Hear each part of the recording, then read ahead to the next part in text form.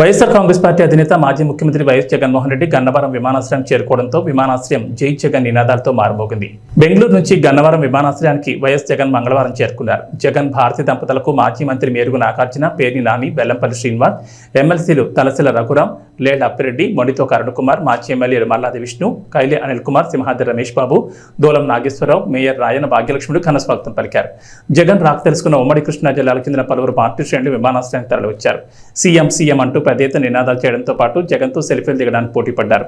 గన్నవరం విమానాశ్రయం నుంచి తాడేపల్లి నివాసానికి జగన్ బయలుదేరిపెళ్లారు.